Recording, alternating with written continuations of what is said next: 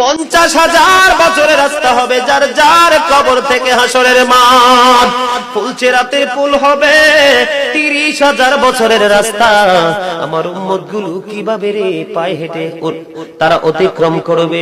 বন্ধু নবী এমনি এমনি কাঁদেনি রে, নবী জানিয়ে দিয়েছে কাল কিয়ামতের ময়দানে উম্মতগুলো খালি পায়ে থাকবে, মাটি তো তামা থাকবে। ও বন্ধু, তাদের শরীরে কোনো পোশাক থাকবে না, উলঙ্গ অবস্থায় থাকবে।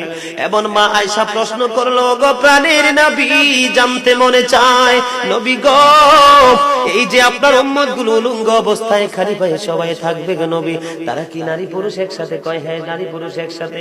তারা কি কেউ কারো দিকে নজর দিবে না? এবার আমার নবী বলেছে, আয়েশা রে, কেমন করে নজর দেবে রে আয়েশা?